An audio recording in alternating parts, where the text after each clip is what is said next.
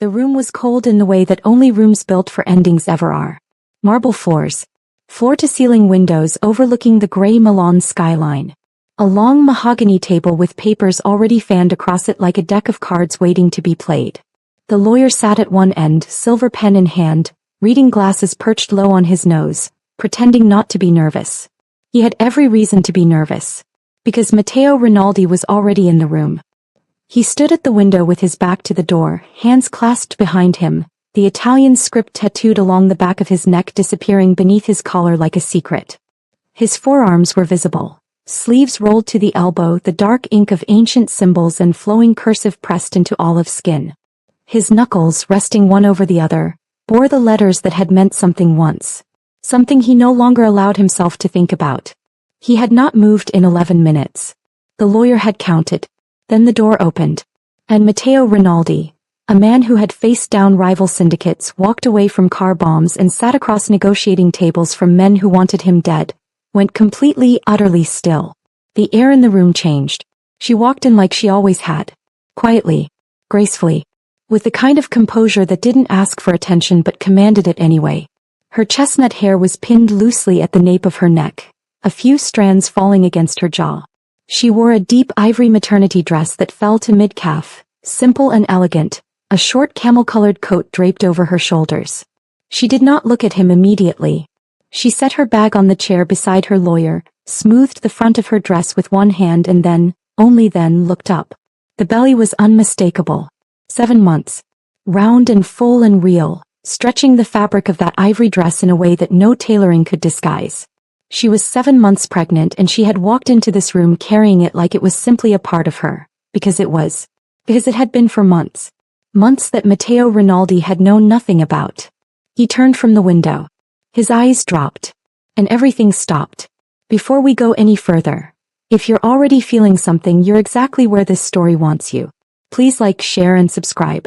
Now let's go back to the beginning, because the ending only makes sense when you understand everything that came before it. 18 months earlier, Giulia Conti had been a woman in love with a man she was only beginning to understand was a storm she could not survive. She had met Matteo Rinaldi at a charity gala in Florence. One of those gilded evenings where old money wore new suits and everyone smiled at everyone else with teeth that could cut glass. She had been there as the plus one of a colleague, wearing a borrowed blue dress, holding a glass of champagne she hadn't touched, studying a Caravaggio reproduction on the far wall because it was more honest than anything else in the room. He had appeared beside her without sound. That was the first thing she noticed. A man that large should not be able to move without announcement. He was 6'3" and built like something ancient. Broad-shouldered, dark-eyed, with a jaw that could have been carved from stone. The neck tattoo was visible above the collar of his black suit. The forearms, where he'd rolled his sleeves despite the formality of the event, showed ink that caught the chandelier light like a second language. "You're studying the wrong painting," he said. She hadn't looked at him right away. A calculated choice even then. "Am I?" "There's a Titian on the east wall. The emotion is more honest." She had turned then. And she had made her first mistake. She had looked directly into his eyes. They were dark. Almost black in that light. Cold in the way still water is cold. Not aggressive, just deep. Impossibly deep. "Matteo Rinaldi," he said, extending a hand. The knuckle tattoos shifted as he moved. Letters pressed into skin. She had taken his hand. "Giulia Conti." "I know," he said. And that was the beginning of everything. He had pursued her the way he did everything. With patience, precision, and the absolute certainty that he would not be refused. But what stunned her in those first weeks was that he was never cruel about it. Never demanding. He sent flowers to her apartment without notes. He arranged for her favorite restaurant to be privately reserved on a Tuesday evening and showed up there himself as if by coincidence and asked if he might join her. He made her feel chosen. Deliberately, specifically chosen. She knew who he was. Of course she did. Milan's underworld was not a secret to anyone who had grown up in the city's edges the way she had. The daughter of a minor bookkeeper who had made the mistake of keeping the wrong family's accounts. She knew the name Rinaldi. Knew the weight of it. But Matteo in person was nothing like the ghost stories. He listened when she spoke. He remembered. He asked questions that went past surface level and waited, for real answers. He looked at her like she was something he was trying to understand, not something he was trying to acquire. She fell in love with him the way people fall asleep. Gradually and then all at once. They married 8 months after the gala. A small ceremony at his estate outside the city. She wore white. He wore black. He cried, just once, just briefly, when she walked toward him, and he looked away before she could be sure she had seen it. For 4 months she had believed it was the life she wanted. The fractures started small. A cancelled dinner. A phone call that emptied a room the moment he answered it. A locked study she learned not to ask about. Men she didn't know appearing at their door at 2 in the morning and being let in without explanation. He was not naive. She had known what she was marrying. But knowing and living were entirely different landscapes. The night that changed everything was a Wednesday in October. She had been awake at midnight, couldn't sleep, had been reading in the kitchen with a cup of tea, when she heard voices in the garden. She hadn't meant to listen. But the window was cracked and one of the voices was Mateo's, low and controlled, speaking in the particular cadence he used when he was not negotiating but deciding. "Handle it," he said. "Just that. Handle it and make sure there's nothing to find." She never learned what it referred to. She told herself it could mean 100 things. She told herself that for 6 more weeks, getting better at the telling each time. The second fracture was worse. A woman showed up at the estate while Mateo was traveling. Expensive clothes, expensive perfume, the kind of beauty that wore itself like armor. She stood at the gate and asked for Mateo with the familiarity of someone who had stood there before. When Julia came to the gate herself, the woman had looked her over slowly, from the simple cardigan to the bare face to the wedding ring, and smiled the kind of smile that was designed to land like a blow. "I didn't know he'd replaced me so quickly," the woman said. "Though I suppose you were always a placeholder." Julia had not responded. She had turned, walked back into the house, and sat in the kitchen for 40 minutes before she was able to breathe normally. When Mateo returned and she asked him about the woman, he didn't deny knowing her. He said it was complicated. He said it was old history. He said she didn't need to worry about it. He didn't say, "It's over." He didn't say, "She meant nothing." He didn't say, "You are the only one." He said she didn't need to worry. And that precise, condescending dismissal was the beginning of the end. She left on a Sunday morning in January. She had planned it for 2 weeks. Quietly. Methodically. The way she did everything, without drama, without announcement, with the particular efficiency of a woman who knows that if she lets herself feel it fully, she will not be able to move. She packed 1 suitcase. She left her wedding ring on the kitchen counter beside a short letter. Not an accusation, not a plea. Simply a statement. "I cannot be the person you need me to be in the life you have chosen. I am sorry. Goodbye, Mateo." She had not known she was pregnant when she walked out the door. She found out 3 weeks later in a small clinic in Turin, where she had gone to visit her college friend Serena and had made an appointment because she'd been exhausted in a way that sleep wasn't fixing. The nurse had congratulated her with a warm smile. Julia had sat very still for a long time after. The months that followed were the hardest and the strangest of her life. She was alone in a way she had never been before. Not lonely but genuinely, structurally alone. No husband. No family in the city. Just Serena's spare room and a pregnancy that was growing regardless of whether she was ready for it. She made decisions. She made them carefully, the way she always made decisions, turning them over like stones to see what lived underneath. She decided she would not tell Mateo. Not yet. Not until she understood what she wanted. Not until the divorce was finalized and she was on stable ground. She had watched too many women use a pregnancy as a bargaining chip in a crumbling marriage, and she refused to be that. She refused to trap him. She refused to trap herself. She found an apartment in Turin. Small, clean, with a good window that faced west and caught the afternoon light. She enrolled in a freelance design course to keep her skills sharp and her mind occupied. She attended every prenatal appointment. She built, piece by piece, the infrastructure of a life she could manage alone. She was 5 months along before she contacted the lawyer. She had chosen him carefully. Avvocato Ferrante, one of Milan's most respected family law practitioners, known for his discretion and his complete, unflappable lack of interest in whose husband he was divorcing. He had filed the papers without comment. He had handled the correspondence with Mateo's legal team without ever needing to meet with her in person. Till now. Until today. Because Matteo Rinaldi had refused for 6 months to sign. Back in the marble room, the silence was enormous. Matteo stood at the window's edge, One hand now gripped around the back of the nearest chair, the knuckle tattoos white against the mahogany. His dark eyes had not moved from her since she walked in. Since he saw. Julia met his gaze with the composure she had been practicing for months. She sat down across from her lawyer, smoothed her coat and folded her hands on the table. Avocado Ferrante, she said, her voice even. Shall we begin? Ferrante cleared his throat and looked at his papers. Matteo still hadn't spoken. He was still standing, still staring. His right-hand man, Enzo, a lean, watchful man in his 40s with the eyes of someone who'd spent decades cataloging danger, was positioned near the door. He hadn't moved either. But Julia caught the subtle flicker in his expression. Something between shock and a kind of grim recognition. Enzo had known her. Had liked her, she'd always thought. He'd called her Signora with genuine warmth, not the practiced deference he showed everyone else in Matteo's orbit. Now he looked at her belly and she watched him do the math. Matteo, Ferrante's co-counsel, a younger man who clearly had not been briefed on the full situation, addressed the silent giant by the window. If you'd like to take your seat, we can review the amended terms. Who? Matteo said.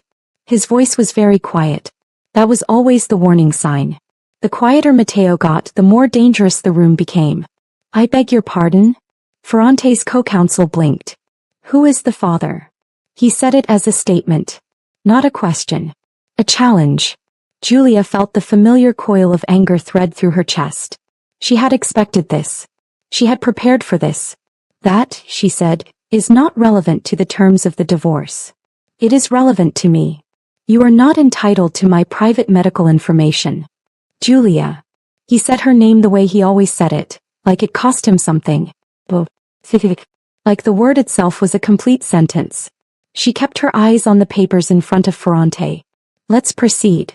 There was a sound from Matteo's side of the room, not a word, not quite. More like the sound of someone swallowing something that didn't want to go down. Then slowly he pulled out the chair and sat. The knuckle tattoos rested on the table's edge. The forearm ink shifted as he leaned forward, elbows on mahogany, eyes fixed on her face with a concentration so total it felt like pressure. 6 months, he said, quieter now. Controlled. The deadliest version of him. You've been gone 6 months. And you are. He stopped. His jaw tightened. 7 months. Julia said nothing. You were already pregnant when you left. Still nothing. You knew. He said it slowly, like he was hearing himself say it and not quite believing it. You knew and you didn't. I didn't know, she said. Just that. Clean and factual. I found out after. The room was unbearable. Ferrante was studying his pen with great concentration. The co-counsel was looking at the ceiling. Enzo by the door had become perfectly still in the way that large, dangerous animals go still. After, Matteo repeated. 3 weeks after? A month? He had months, Julia. 7 months. 6 months of knowing, she corrected, and allowed herself to look at him then directly without flinching. I needed time. Time. His voice cracked just once, just barely. He pressed it flat immediately. For what? To decide. To decide. He stared at her. To decide what? What I wanted. She held his gaze. Whether I wanted you involved. The words landed exactly as she knew they would. She watched him absorb them, watched the stillness deepen, watched something move behind those dark eyes that she had once spent hours trying to read and had never fully succeeded. And, he said, a single syllable. Heavy as stone. I decided, she said, that the child deserves to know who his father is. That's why the terms have been amended. There's a co-parenting clause. Ferrante will walk you through it. Matteo looked at her for a very long moment. Then he pushed back from the table, stood and walked to the window again. Leave us, he said. The co-counsel started. I'm sorry. Leave. Now. Ferrante looked at Julia. She gave a small, precise nod. He gathered his papers with practiced calm, gestured to his colleague, and within 30 seconds, both lawyers were on the other side of the door. Enzo moved to follow them. You stay, Matteo said without turning. Enzo stopped. Julia remained seated. She placed her hands flat on the table and watched Matteo's reflection in the window glass. The broad silhouette, the tattoos dark against his skin, the faint movement of his chest as he breathed. Is it mine? He said to the window. Yes, she said. He turned then. Fast enough that she felt the shift in the air. He crossed the room in 4 strides, not threatening, not advancing, simply closing the distance, and stopped at the edge of the table closest to her. Up close, she could see what she had not allowed herself to notice from across the table. He looked older. Not badly. Matteo Rinaldi would never look bad, age would simply refine him the way it refined iron. But there were shadows beneath his eyes that she didn't remember. The jaw was tighter. The hollows under his cheekbones were more pronounced. The neck tattoo, Italian script reading Fedeltà soprattutto, loyalty above all, stood out against skin that was paler than she remembered. He had not been sleeping. Or eating. Or, she wondered briefly and against her better judgment, he had been neither of those things because he had been looking for her. He pushed the thought down. A boy, he said quietly. She hesitated. Then, yes. Something moved across his face. Not quite visible. Not quite hidden. I would have. He stopped himself. What? She asked. Genuine. No edge. I would have wanted to be there, he said. For the appointments. He stopped again. His hand, the knuckle-tattooed hand, hovered for just a moment near the edge of the table, not reaching for her, just suspended in the space between them. I would have come, Julia. If you'd told me. I know, she said. That's why I didn't tell you. He stared at her. Because you would have come, she said. Precise. And I would have let you. And nothing would have changed. The silence stretched. Enzo by the door was looking at the floor. Matteo pulled back his hand. Sit back. The discipline he exercised over himself was extraordinary to watch. Like watching a fire bank itself deliberately. He breathed. He turned partially away. He pressed 2 fingers to the bridge of his nose. Then, you're living in Turin. Not a question. She didn't ask how he knew. Of course he knew. He had resources she couldn't imagine. She was mildly surprised he hadn't shown up on her doorstep sooner. I have an apartment, she confirmed. Alone. With my friend Serena for now. I'm moving to my own place next month. You're not going back to Turin, he said. She blinked. I'm sorry. You're 7 months pregnant. You're not going back to Turin alone. Matteo. He is my son. His voice was completely flat. Factual. And yet it vibrated with something enormous underneath. I am not going to allow my son to be born in a city 3 hours from me while I stand here and sign papers that pretend. You don't have a choice in. I have every choice. He turned back to her fully. The dark eyes were burning now, not cold anymore, not water still. Something had ignited behind them. I have not signed those papers, Julia. I have not signed them in 6 months. And I am not signing them today. She breathed in slowly through her nose. The terms include. I don't care about the terms. He leaned forward, both hands on the table now, the forearm tattoos vivid against the mahogany, and looked at her with the full force of his attention. Come home. The word struck her somewhere she had spent months reinforcing. She kept her voice steady. That is not an option. I'm asking. You're not asking, she said. You're instructing. The way you instruct everything. The way you instructed me to not worry about the woman at the gate. The way you instructed your people to handle things at midnight when you thought I was asleep. He didn't flinch. But he went very still. I heard you, she said. October. In the garden. I heard what you said. A beat. That situation, he said carefully, was not what. I don't need to know what it was. She gathered her bag and stood, slowly because 7 months pregnant required that now. I need you to sign the papers. The co-parenting clause is generous. You'll have access. You'll have a relationship with your son. That's what I came here to offer. It's a good offer, Matteo. Take it. She moved around the table toward the door. He moved, not to stop her, not physically, but to position himself between her and the exit in the way that wasn't blocking but was unmistakably present.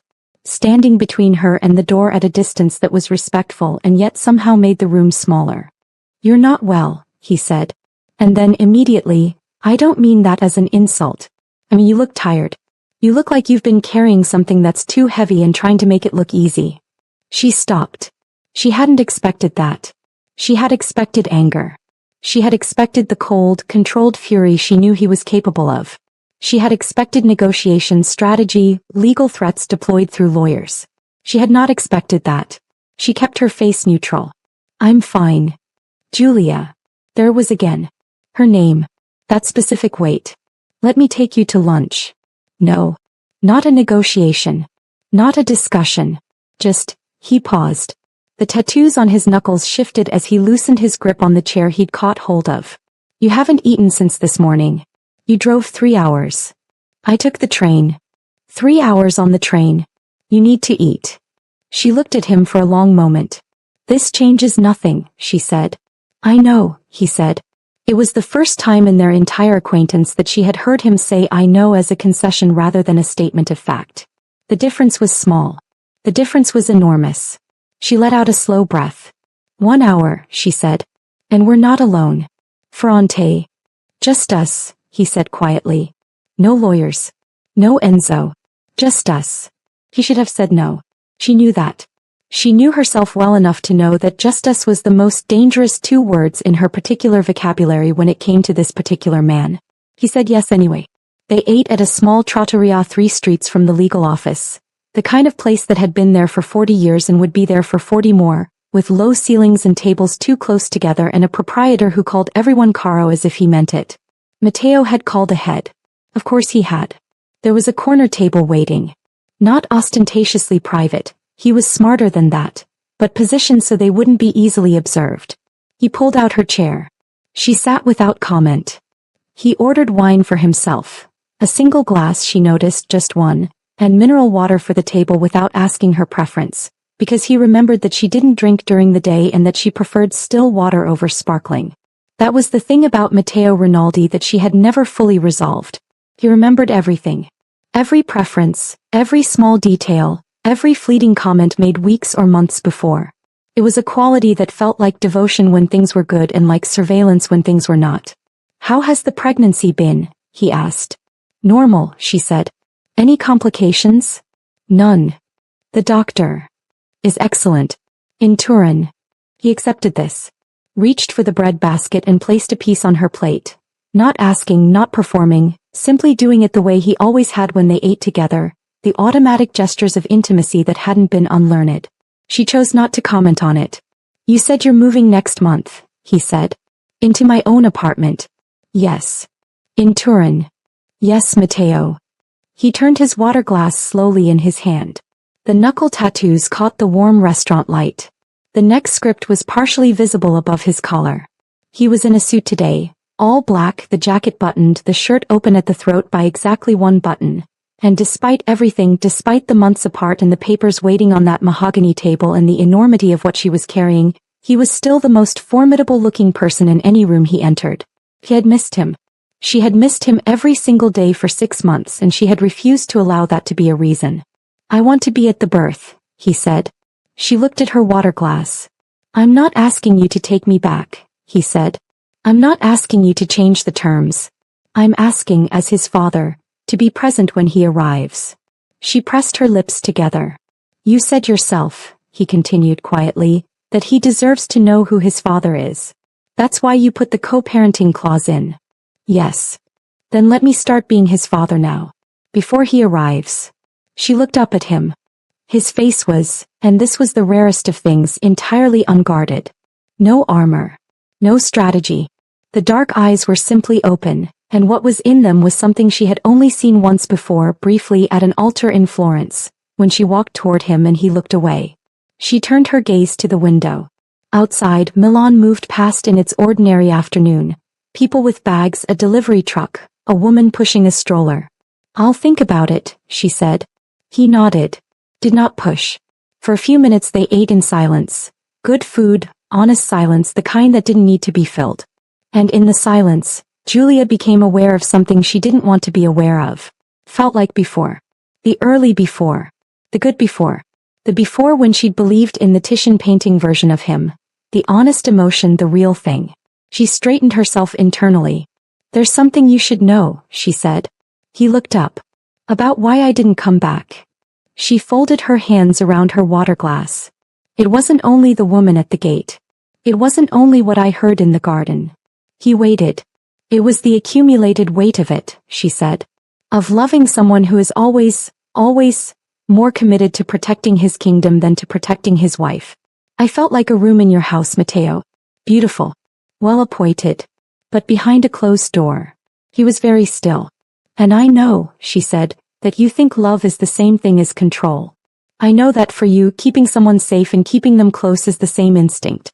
But it isn't the same thing. It isn't even close to the same thing. He set down his fork. The forearm tattoos moved as he folded his arms on the table. The Italian script, sang e Pietro, blood and stone, twisted with emotion. You're right, he said. She blinked. You're right, he said again. Like he'd been holding the words for months and was only now releasing them. I know how to build walls. I don't know how to let someone through them without making the opening look like a risk. She stared at him. I handled you, he said, and the word handled was said with a kind of quiet horror, like he was only now hearing how it sounded. Like I handle everything. Like it was a problem to be managed rather than He stopped. Rather than a person who deserved more than management. The silence between them was different now. Tarsh. Not angry but electric. Why are you saying this now? She asked. Genuinely. Because you're sitting across from me and you're 7 months pregnant with my son, he said, and I spent 6 months not sleeping and not eating properly and sending people to Turin to confirm you were safe without ever allowing myself to simply come and say this to your face. She looked at him for a long time. You were having me watched, she said. I was making sure you were safe, he said. There's a distinction. There really isn't. He acknowledged this with a small movement, not quite a nod, not quite a flinch. Something in between. I know, he said for the third time. 2 days later she was back in Turin. She had not agreed to anything.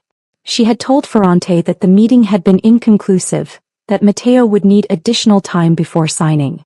Ferrante had given her the look of a man who had seen this particular dance before and was reserving judgment. She had taken the train home in the late afternoon, watched the Italian countryside move past the window in its autumn palette, and placed both hands over the curve of her belly and talked quietly to the baby the way she did sometimes when she needed to think out loud. He's not what I expected, she told him.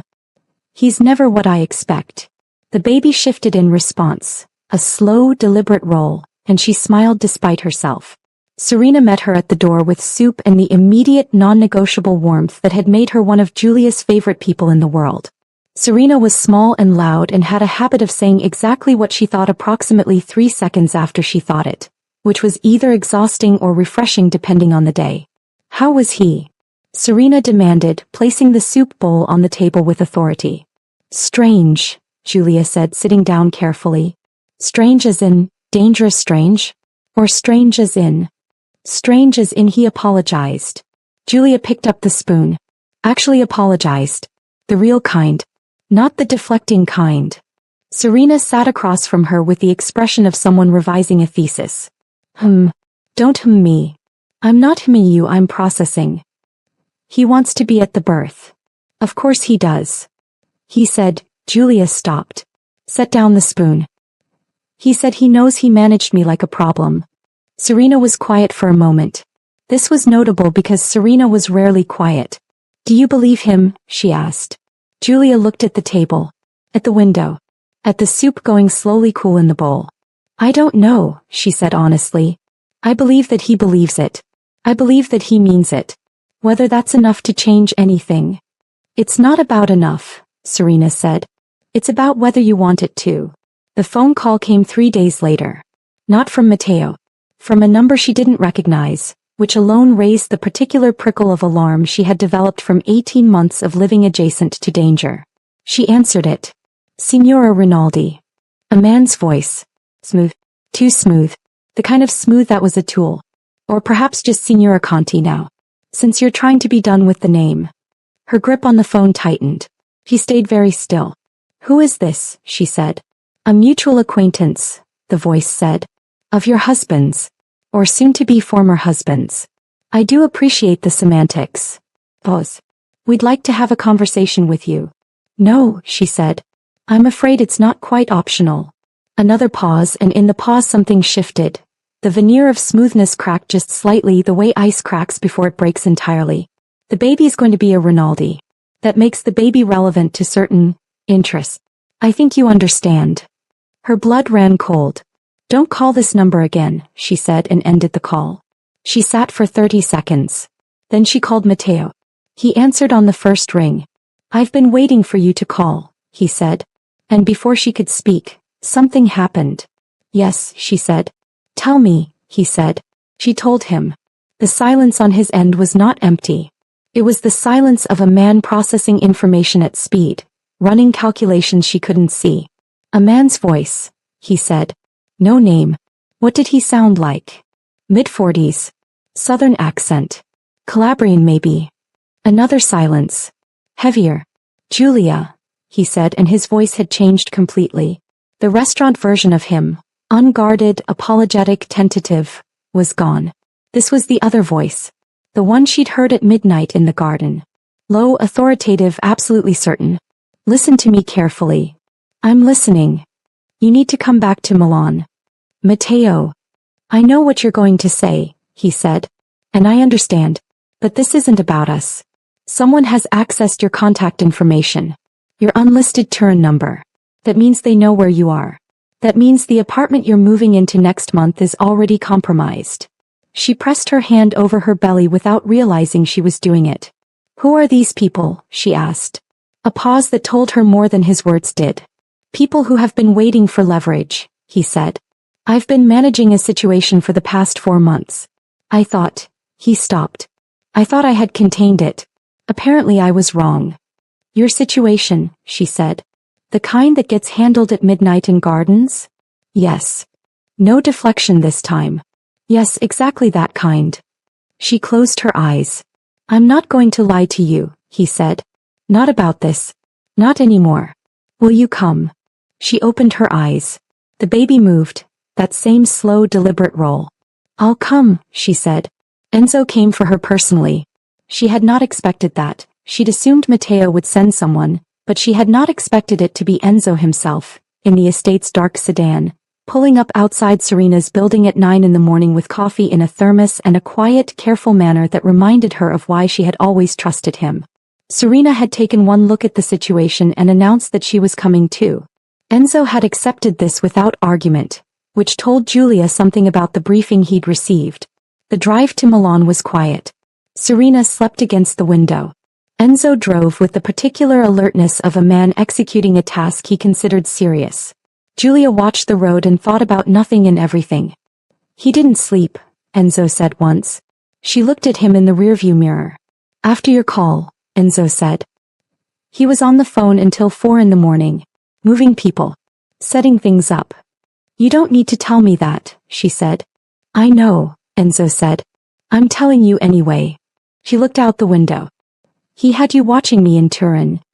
He had me confirming you were safe, Enzo said with the same distinction Matteo had made, and unlike when Matteo said it, she couldn't quite find the argument against it. Were you ever going to tell him about the baby? Enzo asked. Gently. Eventually, she said. I was waiting until, she stopped. Until I was sure of my ground. Enzo nodded. He's not easy to be sure around. I know. I've worked for him for 16 years. And, she said. He glanced at her in the mirror.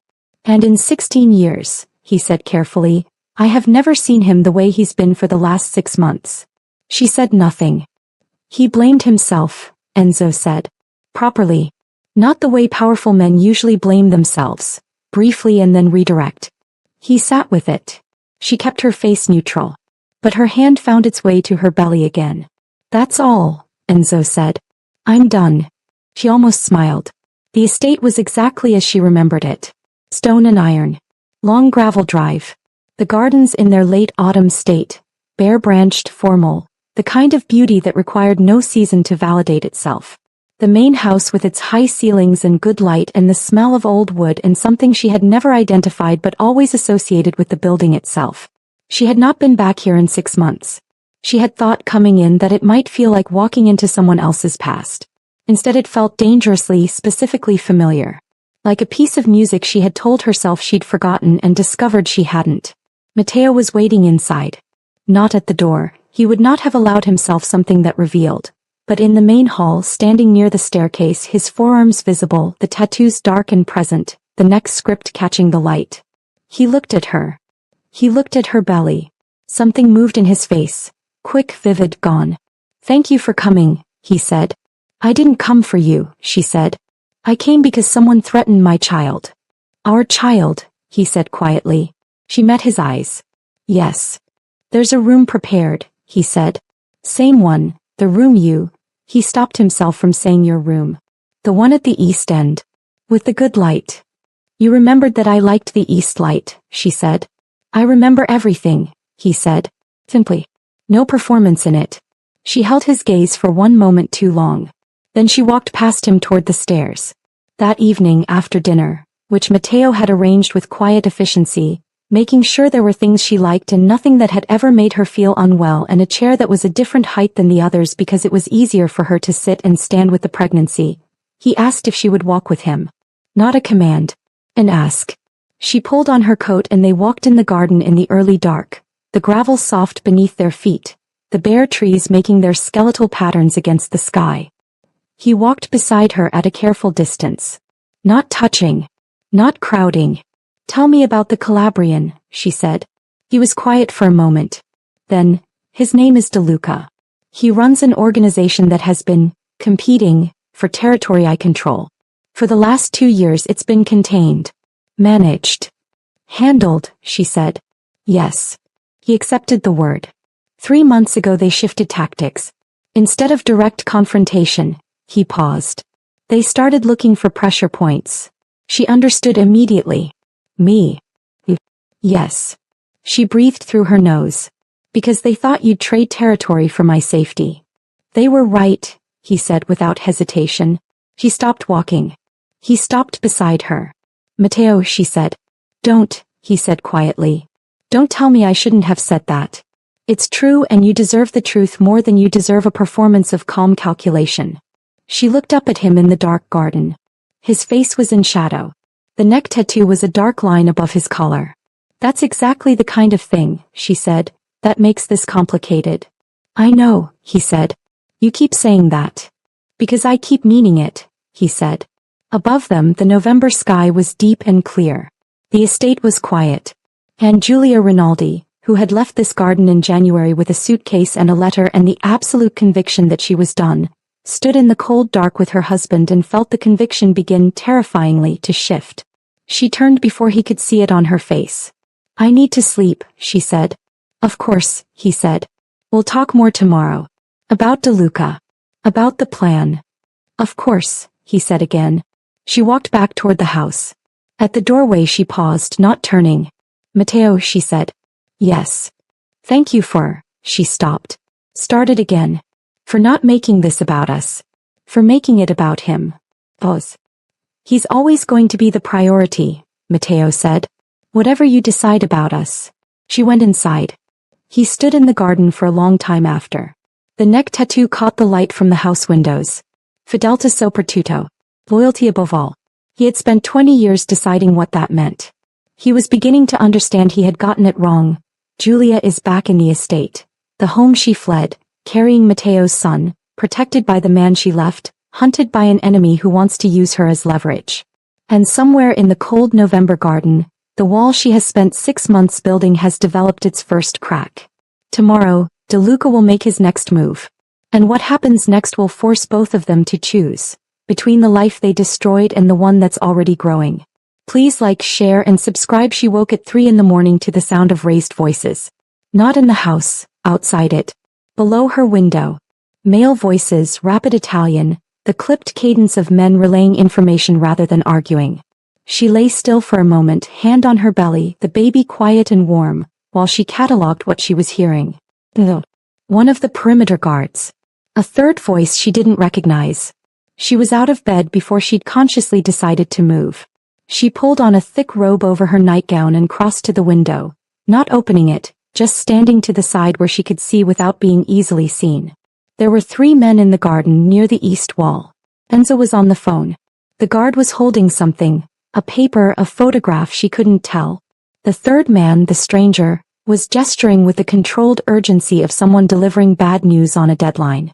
She watched for 30 seconds. Then she went to find Matteo.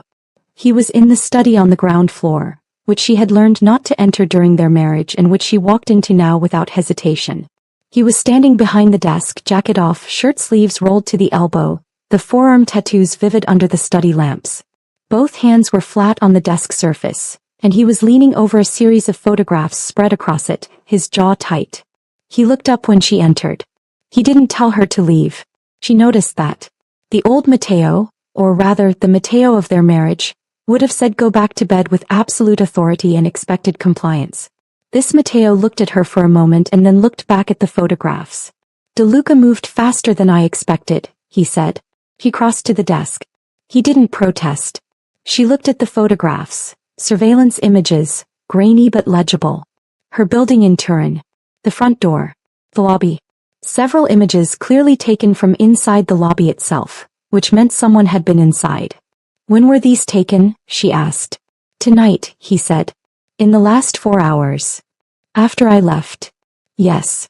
He studied the photographs. In one of them, near the lobby elevator, there was a figure that was blurred but recognizable. Serena. Serena, she said, her voice sharp. She's fine, Matteo said immediately. I had someone at the building by the time Enzo showed me these. She's being brought here.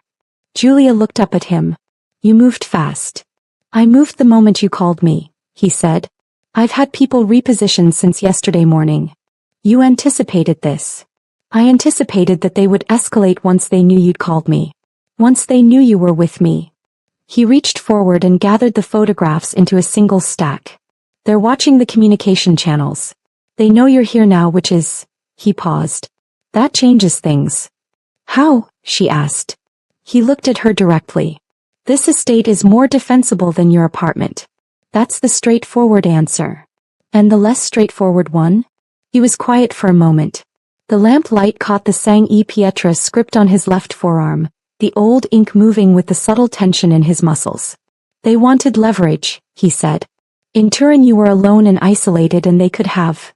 He stopped himself. Pressed forward. Here, you are surrounded by 30 men who would take a bullet before they let someone reach that door. Because I'm the wife of Matteo Rinaldi. Because you are carrying my son, he said. And then quieter. And because you are Julia. She held his gaze for a moment that was too long for comfort. Tell me the plan, she said, stepping back from the edge of whatever that moment was. He straightened. The tactical Matteo reasserted itself. Cool, measured, formidably intelligent. He walked her through it without condescension and without omission, which was the first time in their relationship he had done either of those things simultaneously. De Luca's organization was based in Calabria but had expanded north. They had been operating in a corridor that overlapped with Rinaldi territory for 2 years. Matteo had managed the tension through negotiation and strategic withdrawal, ceding certain interests to avoid open conflict. It had worked until De Luca's ambitions grew beyond what concessions could satisfy. He wants the northern distribution network, Matteo said, which I'm not going to give him. So he shifted to pressure. Using me, she said. Using you, he confirmed. And now the baby. A muscle in his jaw moved. Which is why this ends now. How? She asked. Genuinely. Not confrontationally. I've been in contact with 3 other families, he said. De Luca has been stepping on everyone's toes, not just mine. I've been slower to bring them in than I should have been. Because it required admissions I didn't want to make. Admissions of vulnerability, she said. Yes. She almost smiled. Your pride nearly got me killed. He looked at her without flinching. Yes. That's extraordinarily honest. I'm attempting a new approach, he said, and there was something in it that was not quite humor but lived in the same neighborhood. She looked at the desk. At the cleared space where the photographs had been. At his hands, knuckle-tattooed, resting on the surface. What do you need from me? She asked. He looked up. Something passed through his expression quickly. Surprise, she thought. Gratitude. Nothing, he said. Stay here. Stay safe. Let me handle the rest. You know how I feel about that phrase, she said. I know, he said. This time I mean it differently. Tell me how. He looked at her steadily. Before, when I said handle it, I meant handle it and keep it from you. Keep you separate from it. Behind the closed door. He paused. Now I mean, I am going to do the things I am suited to doing. And I would like you to do the thing that is more important than any of it, which is to rest and take care of yourself and the baby. Not because I think you're incapable, but because the division of labor seems correct. She considered this for a long moment. That, she said carefully, is a more reasonable version of the same instinct. I'm working on it, he said. The instinct is old. It doesn't retrain quickly. She almost reached out. She caught herself. Go to bed, she said instead. You have 3 hours before you'll need to be useful. He looked at her, and the expression was one she'd only seen a handful of times. Undefended. Almost soft. Julia, he said. Go to bed, Matteo. He went. Or he tried to. She was already turning toward the hallway, and she didn't see whether he actually moved or whether he stood in the study a while longer in the lamplight with his forearm tattoos and his old pride and the photographs of a life that was still not resolved. She suspected the latter. Serena arrived at 6 in the morning with her cat, a carry-on suitcase, and the complete moral authority of someone who had been dragged out of bed by 3 strangers and was owed an enormous explanation. Julia provided it over breakfast. All of it. Including the parts she had previously withheld about the full scope of Matteo's world. Serena listened with uncharacteristic silence. She drank 2 full cups of coffee. She looked at the walls of the estate dining room, high ceilings, old paintings, the particular grandeur that had never stopped feeling slightly surreal, and then she looked at Julia. And you love him, Serena said. Not a question. That's not the relevant. Julia. Pause. Yes, Julia said. Against all evidence of good judgment. Love doesn't really check for evidence, Serena observed, refilling her coffee. He hurt me, Julia said. Even if not intentionally. Even if through negligence rather than cruelty. The effect was the same. Is he the same? Serena asked. Julia thought about the study. About the photographs laid out without concealment.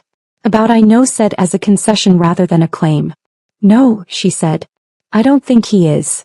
Then what are you afraid of? Julia placed both hands on her belly. The baby shifted, slow, deliberate. Her small morning ritual, she'd come to think of it. A conversation without words. That he'll revert, she said. That the change is situational. That he's only like this because I'm pregnant and because there's a threat and because the circumstances have forced him into a corner where honesty is the only available tool. What would it take? Serena asked. For you to believe it's real? She didn't have an answer. Not yet. 3 days into her return to the estate, a meeting was held. She was not in the room for it, not because she was excluded, but because she chose not to attend, having made the deliberate decision that observing Matteo's world from a safe distance was different from inhabiting it. She heard the voices through the closed library door. Multiple men. The meeting lasted 4 hours. Afterward, Matteo came to find her in the east sitting room, where she had been reading with a lamp positioned behind her shoulder and the baby active and rolling in the afternoon warmth. He sat across from her without asking if she wanted company. He leaned forward with his forearms on his knees, the tattoos exposed, and looked at the floor for a moment. De Luca has been given a choice, he said. She set down her book. He can withdraw from the Northern Territories and accept the boundary agreement he refused 18 months ago, Matteo said. Or the 3 families who joined the coalition will make the withdrawal non-optional. He'll accept, she said. It wasn't quite a question. Almost certainly. He looked up. He's not suicidal. He overextended and he knows it now. The move against you was a desperation tactic. Desperation is unpredictable, she said. Which is why there are still 30 men on the property, he said. Until the agreement is signed and verified. She nodded. She turned the book over in her hands. When it's resolved, she said, I'll need to go back to Turin. To finalize the apartment and... I know, he said. She looked at him. I know, he said again, and this time it was the hardest version of those 2 words. The one that cost the most. I'm not going to try to keep you here, Julia. I told you that in the trattoria and I meant it. This was about safety, not... He pressed his lips together. Not about using a threat as an excuse to bring you back. She believed him. She was increasingly, uncomfortably certain that she believed him. But I would like to ask you something, he said. She waited. When the baby comes, he said. Would you be willing to be in Milan? Not here. Not the estate if you don't want this. But in the city. Close enough that I can. He stopped. Started again. Close enough that I don't miss things. Things, she said. The first time he moves.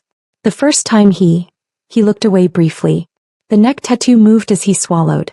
I missed 6 months of knowing about him. I don't want to miss anything else. The silence was very quiet. I'll think about it, she said. It was the same answer she'd given in the divorce office. But it meant something different this time and they both knew it. The agreement with De Luca was signed on the 8th day. Matteo received the confirmation at mid-morning.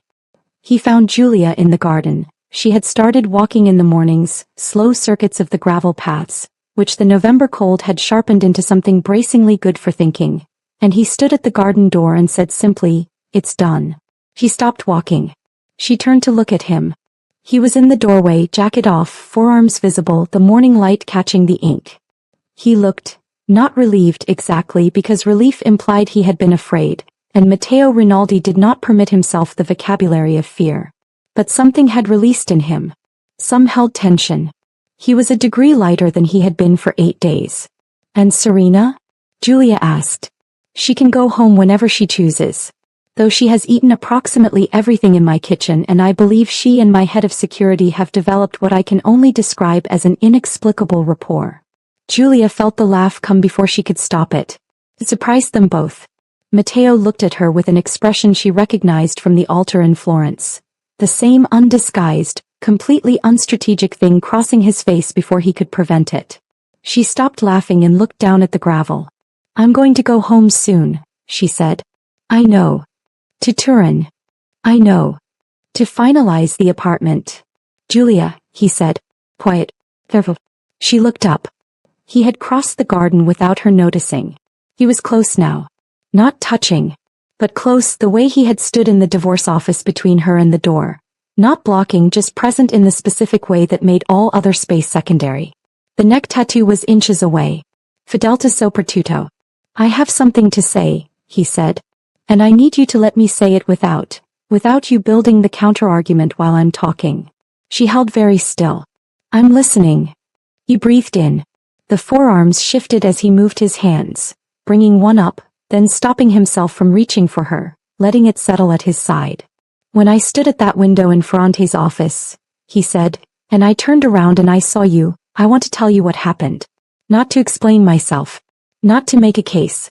Just to be honest because I promised you I would be." She waited. "Everything went quiet," he said. "Not the way a room goes quiet. The way I go quiet when I'm about to make a decision I know is going to cost me everything." He paused.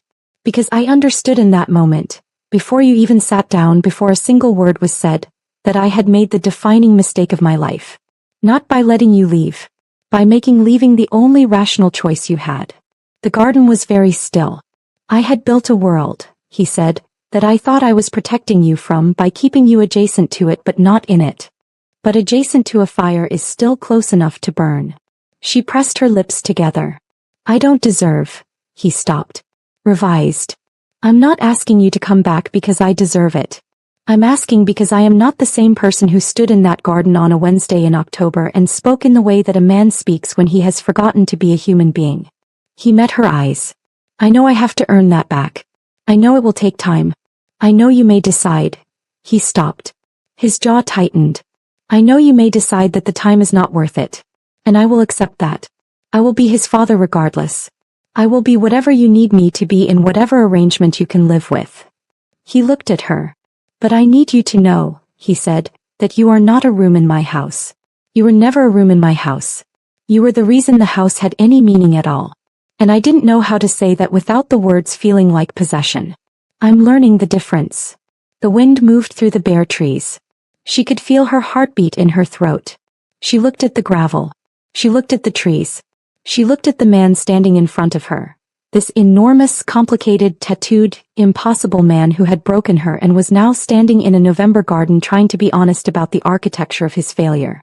"You hurt me," she said. "I know." Not once. Accumulated. Repeatedly. Through inattention and assumption and the belief that keeping me safe was the same as loving you, he said. "I know." "Stop saying I know," she said. "Say something real." He was quiet for a moment. The knuckle tattoos shifted as he pressed his hands together. "I'm terrified," he said. She looked at him. "I am not someone who says that," he said. I have not said that to a living person in 20 years. I say it to you now because you asked for something real and that is the realest thing I have. What are you terrified of? She asked. That I will do it again, he said. Not intentionally, but through old habit. Through the patterns that were laid down in me long before you. That I will manage instead of love. Control instead of trust. That the instinct will win over the intention. She held his gaze. At least you know it, she said. At least I know it, he agreed. Which is not the same as having fixed it. But it is different from not knowing. She breathed in. The baby moved.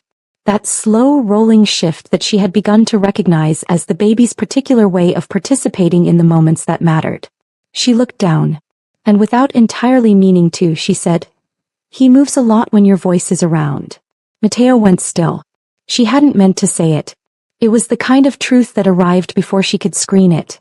The kind Serena would have flagged as significant. She looked up and found Matteo's expression entirely undone. Not the studied composure. Not the tactical stillness. Not even the vulnerable openness he had been showing her these last days. Something else. Something foundational. He looked at her belly with an expression that belonged to a completely different version of him. The version that might have existed without all the weight in the empire and the ink marking every promise he'd ever made to people who demanded things from him. Can I? He stopped. She understood the question without it being completed. She took his hand. The knuckle tattoos were warm against her fingers. She placed his hand against the side of her belly where the movement was strongest. She watched his face. The baby rolled. Matteo Rinaldi, head of the Rinaldi syndicate, a man whose name made other powerful men change their plans, a man who had built 30 years of untouchable authority, exhaled sharply through his nose and closed his eyes. His hand was very still against her. He's strong, he said quietly, almost to himself. Very, she said. He opened his eyes. He looked at her, not the belly now but her face, her eyes, the expression she was too unguarded in this moment to conceal. Julia, he said. Don't, she said, and her voice was not quite steady. I'm not going to say anything, he said. I just need to, he breathed. I need you to know that whatever you decide this. His hand pressed the softest fraction against her belly. This is the most important thing that has ever happened to me. You are the most important person in my life. And I am not saying that as a negotiation. I am saying it as a fact that I should have said 2 years ago and didn't. She didn't trust her voice. So she did something that surprised them both. She leaned forward, slowly, carefully, the pregnancy making everything deliberate, and rested her forehead against his shoulder. Not an embrace. Just a moment of contact.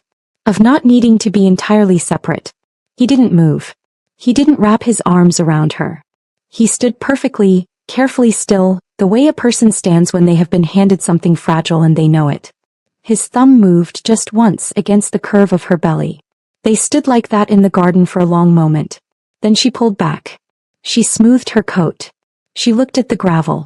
I'm going to go back to Turin, she said, her voice recovered. I'm going to finish arranging the apartment. All right, he said. And then, she paused. And then I want to think about being in Milan. For when the baby comes.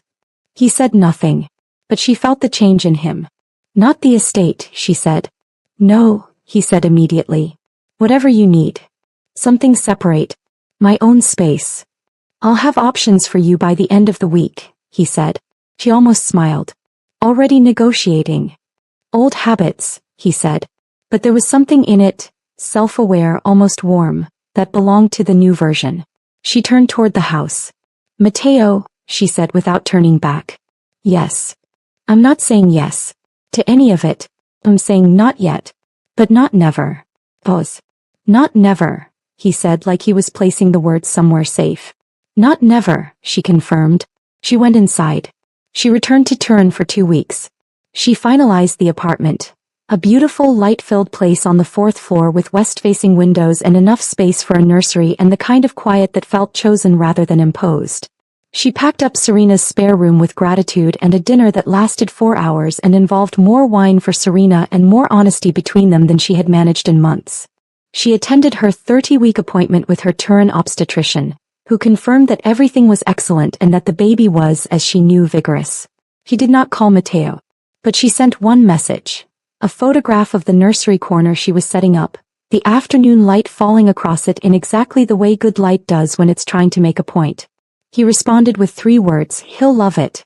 She stared at those 3 words for a long time. Then she began, quietly and without announcement, to look at apartments in Milan. The apartment she found was in the Navigli district, near the canals, with tall ceilings and old tile and a courtyard that caught the morning light on the east side. It was nothing like the estate. It was entirely its own thing, which was the point. She called Matteo to tell him she was moving. "To Milan," he said. "To Milan," she said. A silence. The specific kind. "When?" he said. "End of the month. Before the 34th week. Doctor's orders. No more long drives after that. I'll send people to help with the move," he said immediately. "Matteo. I'll strongly suggest that you permit people to help," he revised. "Better," she said. "May I see the apartment?" he asked. "When I'm settled," she said. "Not before." "Of course," he said. "Whatever you need." There was a warmth in the phrase now that hadn't been there before. Or perhaps it had always been there and she had not trusted herself to hear it. "I need to ask you something," she said. "Ask." "The woman at the gate," she said. "Is that resolved?" "Completely." Pause. "Her name is Valentina Greco," he said. He stopped. Chose his words. "There was something years ago. Before you. I ended it completely when we started. I should have told you who she was when she appeared. I chose to handle it quietly and I chose wrong." "Is she connected to De Luca?" she asked. A surprised pause. "What makes you ask that?" "The timing," she said. "She showed up. 2 months later, you started hearing from De Luca's people." Another pause. Longer. "You're perceptive," he said. "I was a bookkeeper's daughter," she said. "Numbers and patterns were my first language." She fed them information, he said quietly. About the estate's layout. Access points. Schedules. He paused. "About you. Is she?" "She is no longer in a position to be a problem," he said. "I handled," he caught himself. "The situation has been resolved. Completely. Months ago." He processed this. "You could have told me," she said. "You had left me," he said. "And rightly. And a pause that sounded like it cost him. "I was ashamed. That someone I had trusted that closely had used that trust as a weapon aimed at my wife." "Your former wife," she said. Gently. "You haven't signed the papers either," he said. Very quietly. She blinked. He was right. She hadn't. She had told Ferrante she needed more time, and Ferrante had filed for a standard extension without comment. "No," she said. "I haven't." The silence was electric. Neither of them said the thing the silence contained. "I'll let you know when I'm settled," she said. "Whenever you're ready," he said. December arrived early and cold. She moved into the Navigli apartment on a clear Thursday morning with the canal catching the winter light and a warm coat that still didn't entirely button over 32 weeks of pregnancy and a sense of arriving at something she couldn't name yet. The men Matteo sent were efficient and discreet and addressed her as Signora and didn't comment on anything. By noon the furniture was placed. By 3 the nursery corner had its soft gray rug and its small white dresser and the simple wooden mobile she had ordered months ago, back in Turin, when the apartment was still an idea. She stood in the nursery corner at the end of the day and felt something she recognized as home. Not the estate. Not Serena's spare room. Not her childhood apartment. This. Hers. He called Matteo. "I'm settled," she said. "Good," he said. "You can come see it," she said. "Tomorrow if you like. For lunch." A pause that was not hesitation but something more like a man steadying himself. "I'll bring food," he said. "You don't need to." "I want to," he said. "Let me bring food." "Fine," she said. "Midday." "Midday," he said. She hung up and looked around the apartment. Her apartment with its tall ceilings and good light and the nursery corner waiting for someone who would arrive in approximately 7 weeks. And felt for the first time in a very long time like the ground was solid. He arrived at noon exactly in a dark coat with his forearms covered for once by the sleeves, though the neck tattoo was visible at the open collar. He carried a bag from a restaurant she recognized, a place in the Brera district that she had mentioned exactly once 18 months ago as somewhere she'd always meant to try. He remembered. Of course. She let him in. He looked around the apartment with the assessing gaze he brought to every space, cataloging exits, sight lines, security vulnerabilities she suspected in the first 3 seconds, and then, seemingly satisfied, he took in the rest of it. The light. The high ceilings. The canal view from the kitchen window. The nursery corner with its soft gray rug. He stopped at the nursery corner. He stood there for a long moment, hands in his coat pockets, looking at the small white dresser and the wooden mobile and the single small lamp she had positioned on the shelf. "It's good," he said quietly. "I know," she said. He looked back at her. Almost smiled. They ate at the small kitchen table. The food was extraordinary, of course, because Matteo Rinaldi did not bring mediocre food, and they talked about the baby. The name. She had been thinking about names and had 3 candidates, and he listened with his complete characteristic attention and offered 3 of his own, and they negotiated the way they had always been good at negotiating, with honesty and some humor and the particular chemistry that had existed between them since a Florence gala and a Titian painting. By the time the food was cleared, something had shifted in the room. Not dramatically. Not announced. Simply, present. Like a door that had been closed for a long time standing ajar, and both of them aware of the draft. "I need to tell you something," she said. He looked up. "When I packed the suitcase in January," she said, "I told myself I was leaving because I had to. Because I had no other rational option." She looked at her hands. "But part of me, a significant part, was also terrified." "Of what?" he asked. "Of how much I loved you," she said. "Of what it meant to love someone that much and still feel invisible to them. Of whether, if I stayed, I would eventually stop being able to tell the difference between love and habit." He was very still. "I needed to know," she said, "that I could choose. That I wasn't staying because leaving felt impossible. I needed to be the one who chose." "And now," he said. She looked up at him. "Now," she said, "I am choosing." The silence was enormous and warm. He reached across the table. Slowly, deliberately, the knuckle tattoos visible as his hand crossed the space between them. He placed his hand over hers, not grasping, not claiming, just covering. Warm and specific and present. "Julia," he said, and her name was different this time. Not a sentence. Not a wait. Just a word that held everything he was. "I know we can't go back," she said. "I'm not asking for back." "Neither am I," he said. "I want something new," she said. "Built differently. With different terms." "Tell me the terms," he said. She turned her hand over under his. The knuckle tattoos were against her palm now. "Honesty," she said. "Not managed honesty. Not strategically released information.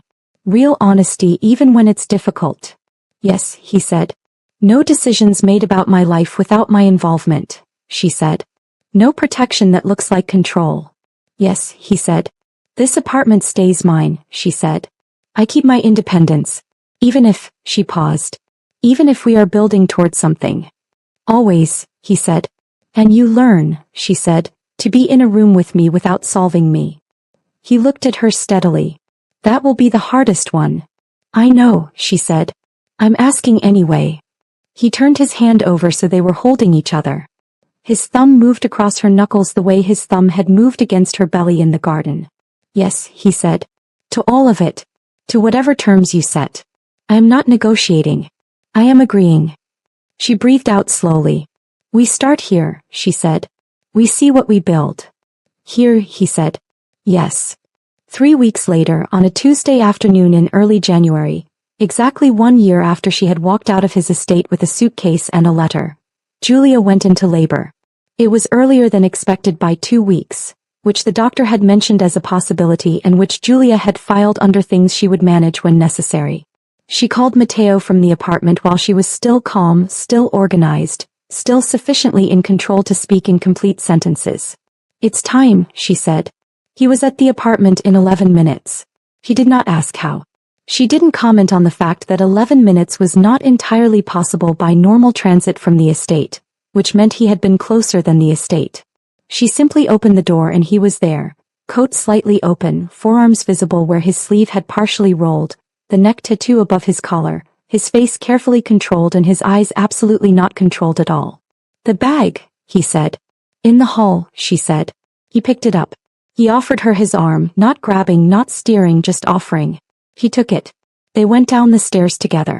The hours that followed were long and extraordinary and impossible to fully describe, The kind of hours that compress time and expand it simultaneously. The hospital room was warm. The doctor was calm and capable. Serena arrived. She had moved back to Milan by this point, something she attributed to her new friendship with Enzo which she refused to elaborate on, and sat on the other side of the bed from Matteo, holding Giulia's hand and talking about nothing important in the way that was enormously important. Matteo was, and she would remember this, not the person she had feared he might be in a hospital room. He was not commanding. He was not attempting to manage the situation. He sat where she told him to sit and held her hand when she asked him to and was quiet when quiet was needed, and once when the hours were difficult and she was less composed than she intended, he leaned forward and spoke very quietly into her ear. Not instructions, not reassurance of the performative kind, just her name, just Giulia, just you are the bravest person in this room, and she believed him. Their son arrived in the early hours of Wednesday morning. The sound of him, immediate, indignant, specific, was the most extraordinary thing she had ever heard. She watched Matteo hold him for the first time. He took the small wrapped bundle with the particular care of a very large man handling something infinitely precious. He cradled the baby against his chest, against the forearm tattoos, against the ink that marked every loyalty he had ever claimed. He looked down at the face of his son with an expression that was entirely private and entirely unguarded and entirely unlike anything she had seen in 3 years of knowing him. He didn't speak for a long moment. Then very quietly to the baby, I'm going to do better. Just that. Not a performance. Not a declaration for anyone else in the room. Simply a man making a promise to his son in the only way that counted, directly and without witnesses except the people who already knew his whole heart. Giulia watched him. The necktie, the forearm script, the knuckle letters. Fedeltà soprattutto. Loyalty above all. She thought he has spent his whole life loyal to the wrong things. He thought he knows it now. He thought not never. She was discharged after 2 days. Matteo drove them home. Home to the Navigli apartment, not the estate, without suggestion or negotiation. He helped her upstairs. He set up the nursery corner with an efficiency that suggested he had spent considerable time studying it in advance.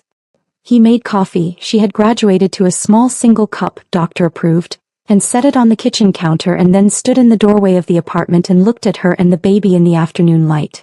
I should let you rest, he said. You should, she agreed. He nodded. Moved toward the door. Matteo, she said. He stopped. Stay, she said. For dinner. If you want. He turned. The expression was the alter one. The one he couldn't control. I want, he said. He stayed for dinner. He stayed while the baby slept in the corner and she sat on the sofa and they talked. Quietly, carefully, the way two people talk when they are building something that has to be built slowly. He stayed until she fell asleep on the sofa and he put a blanket over her without waking her and sat in the chair across the room for a while in the lamplit quiet. He left before she woke. But he left a note, not on the kitchen counter the way she had once left a letter. This one was on the table beside the sofa where she'd slept. It said, when you're ready, we'll be here. The weeks that followed were the beginning of something. He came every day, not intrusively, not possessively. He came when invited and he was invited daily because the baby was there and because Giulia found, to her own constant assessment, that the days felt different when he was in them. He did not revert. She watched for it, she was honest with herself about that, she watched for the management, the control, the midnight garden voice. What she found instead was a man making deliberate, visible effort. Who asked before deciding. Who told her things without engineering how much she received. Who sat with the baby and talked to him in the low, careful voice that made the baby still and attentive and that made Giulia have to look at something else. He brought her things she needed without being asked, which was different from providing things she hadn't requested because he always asked first now. He had learned the distinction. 6 weeks after the birth, she called Ferrante. The papers, she said. Pause. Yes, Signora Rinaldi?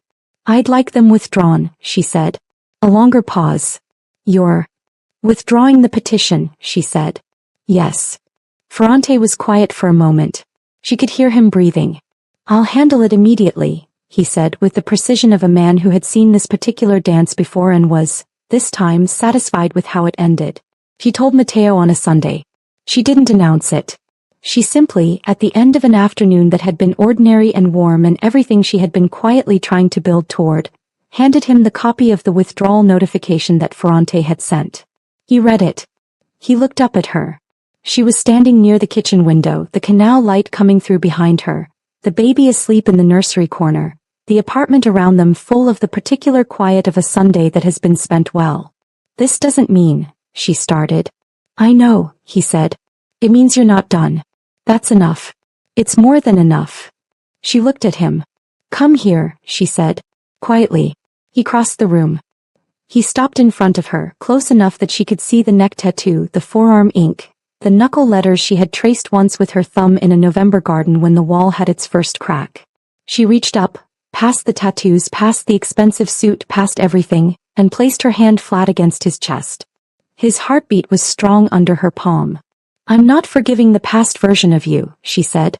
"I'm choosing the current one." He placed his hand over hers against his chest. The knuckle tattoos were warm. "I'll spend whatever time you give me," he said, "being worth the difference." She let out a slow breath. Then she leaned forward and he met her, and the kiss was nothing like the ones they had when they were first learning each other. It was slower, more specific. The kind that has weight behind it because it has been arrived at rather than fallen into. When they separated, she stayed close.